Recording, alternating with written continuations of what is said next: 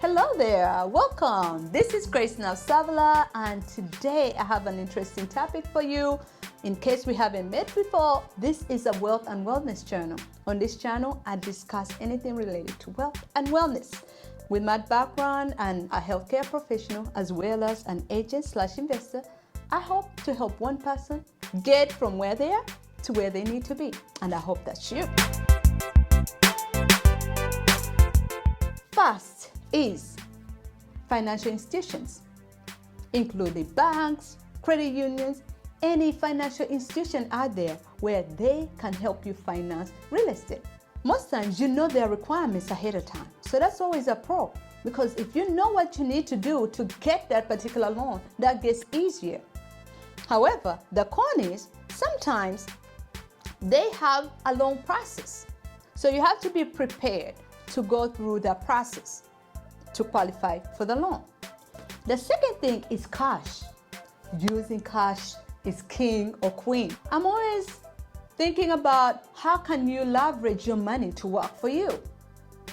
And with using cash, it's positive in that you can negotiate on offers, you can close deals in your own terms or on your own terms. So cash is always a great way to finance deals. However, the one con I can think of is sometimes when you use up your cash, you lose all your reserves. So if you plan to purchase multiple properties, when you use cash on just one transaction, that limits how many more properties you're able to purchase. That thing is getting a bonus from your work. I can think of my very second purchase actually. Do you know that I got a bonus from my job? It was a $10,000 bonus, and before I actually got that bonus, I was already looking for a house. And when they asked me where my down payment was coming from, I knew exactly where it was coming from. It was coming from my job. So think about it. When they sign you up for those jobs, ask them what parts you can have. So for me, it came with $10,000. That's a pro. You get some cash signing up for a job. Only con is you have to sign an agreement with that particular job. For me, I had to have a contract for 2 years. So be careful before you sign that contract. That's 2 years you have to commit to that particular company. You can do it because think about it. If you've already worked with that company over 2-3 years, most times those companies don't come with bonuses. So think about it before you actually sign up on some jobs. Find out what jobs are offering bonuses so you can use the money to purchase real estate. Fourth is seller financing. What is seller financing, you may ask? This is one of my favorite strategies, y'all. You know why? Because seller financing, actually, the seller is the bank. Can you imagine now going through a bank or a financial institution and you just talk to a person to person? They literally give you their house, okay? And you just pay them directly. Most times, which is a pro, is it's very easy to conduct. You can close on your own terms and actually the seller's terms because it's very negotiable between the two parties. And the third thing, guess what? It might not cost you any interest. Most sellers, especially the fact that most sellers are just regular folks like you and I, they might not ask for any interest. However, the last seller finance deal I purchased it from an investor, and he charged me some interest. So I ended up paying 6% on this particular property, but I like the fact that we negotiated the property $10,000 less than the property was worth. So think about it. You negotiated the property down, that's a pro. And also the interest rate, you might think, okay, that's a con because of the interest rate. But guess what? If I had went to the bank to ask for $100,000, the interest rate they would have given me would have been more than 6%, right? And the other only thing about seller financing also is the seller has legal title. You, the buyer, have equitable title. And what do I mean? That means the seller, okay, they can choose to change their mind, but however, you still have equitable title. they cannot sell that property to anybody else. You have the right, the first right, okay, to purchase it before they can pass it on to anybody. So that's always a great thing. Fifth is credit cards. I know what you're about to say, okay? Credit cards, high interest, and messes up your credit. I've done that too, right? I thought about that too. Only thing is, sometimes if you have a great deal that might come your way, and that's the only thing you have. I was able to purchase a property once with a credit card. And of course, I had to make sure I paid it back before the interest was due.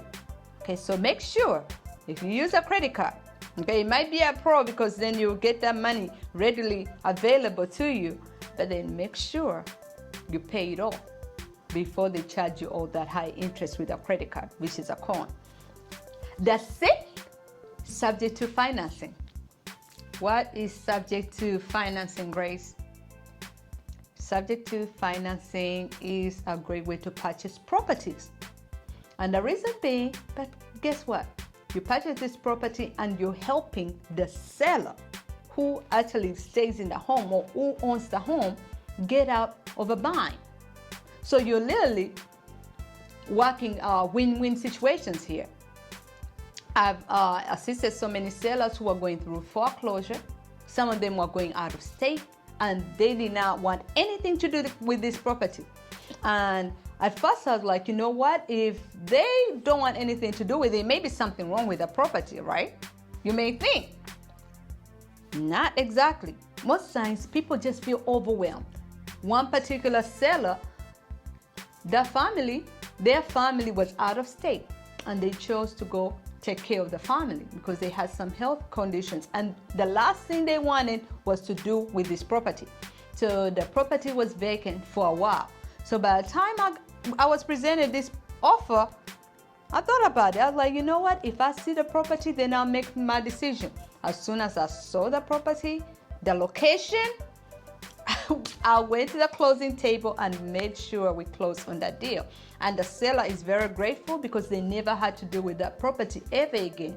The first pro is it's not on their credit, because once you purchase that property as subject to financing, guess what?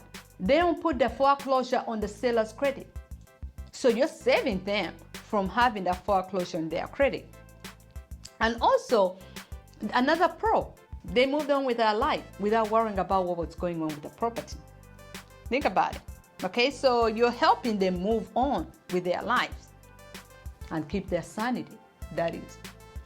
The only con with subject to financing can be, of course, the loan stays in the name of the seller, who is the current owner, so the name stays in their name. However, you have to make sure that the payments on that loan are made on time. I always communicate with my sellers and make sure that they know that the loan is being paid on time. And I also actually set up automatic payments so I'll never miss a payment, because then that works in their favor as much as I make the payments. 7 is private money. What is private money? Private money is when a regular individual like you and I put money together and we can purchase a property, or you give it to somebody who's doing some investment strategies and they can use that money to invest in real estate or any other investment for that matter. This is a great strategy to actually build wealth. You hear a lot of times how the hedge funds put money together and they invest in all these multi-billion-dollar deals. That's all from crowdsourcing. So as a small investor, sometimes using private money can help you grow faster, right? Because first of all, the first pro is the terms are negotiable. You know the people who are investing in you, and so you can always talk to them and negotiate terms.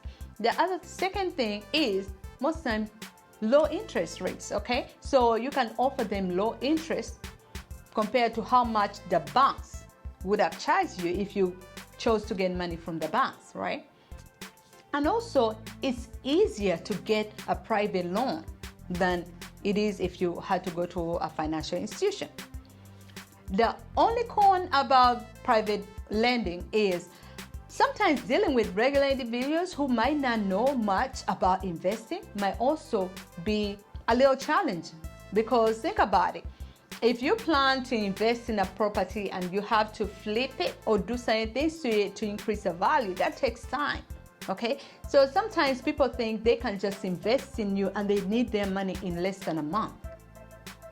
It doesn't work like that. Sometimes you have to put in the money, let it grow. Okay, because then if I had to give you that money in less than a month, I wouldn't have been able to do what I need to do on a property, increase value, and also sell it. So sometimes the education is very important.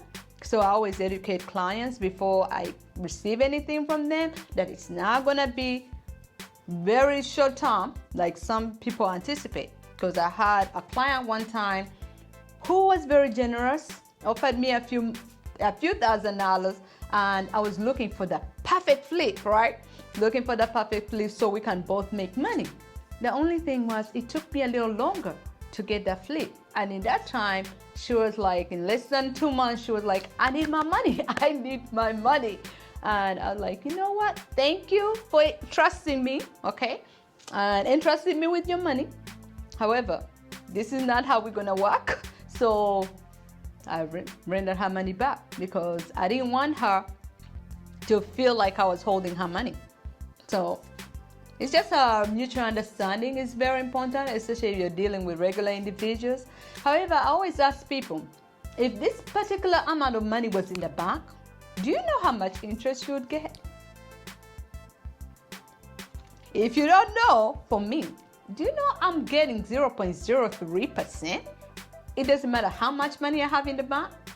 So that tells you you're not making a lot of money from the bank. You're not making a lot of money. So if you use that money to invest in a company, that's gonna give you probably at least 10% on your money, do it. Of course, you have to know who you're trusting the money with. But if you know somebody who's doing some things and wants to make a difference and trying to grow, try to invest in those people, because guess what? That money will work for you instead of you working for your money. 8 is hard money loans.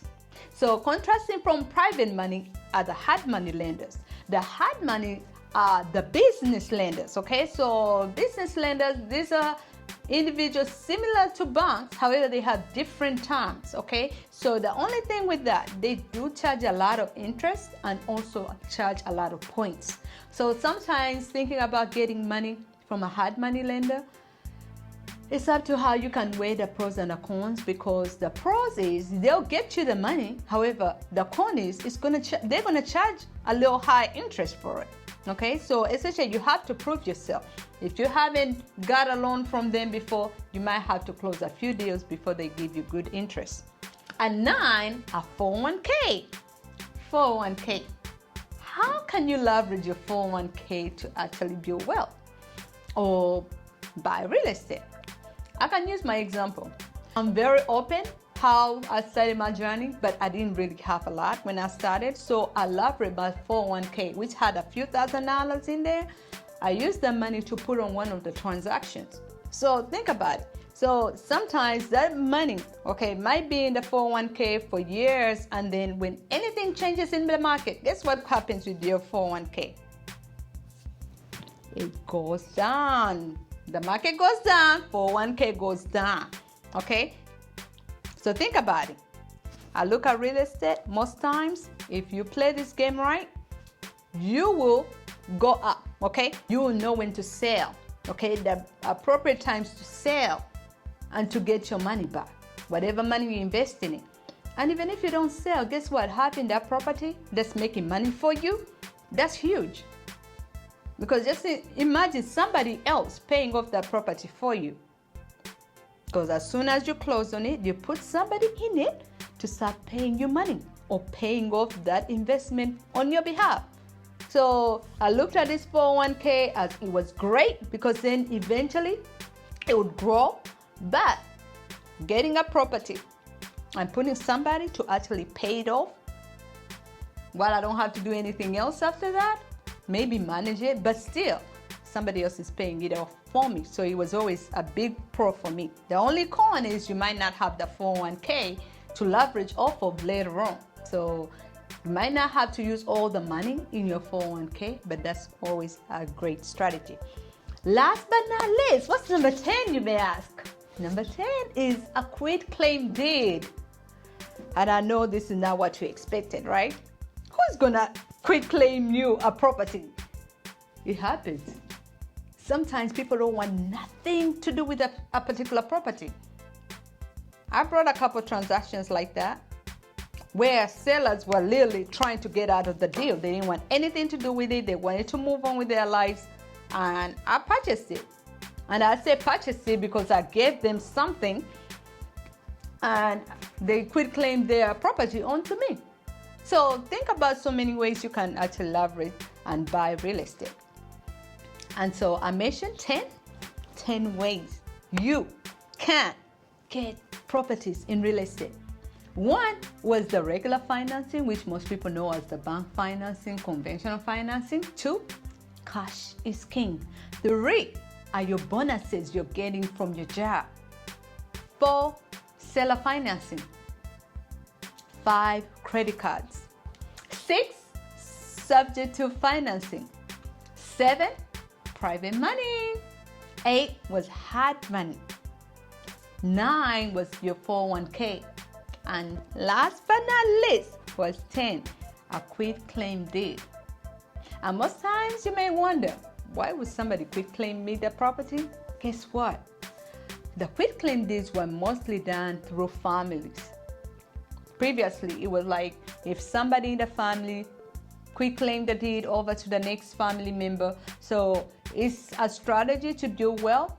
However, most times it can be from another person who's not even in the family. But of course, you have to know who you're deeding that property to, or trust them enough to want them to have your property.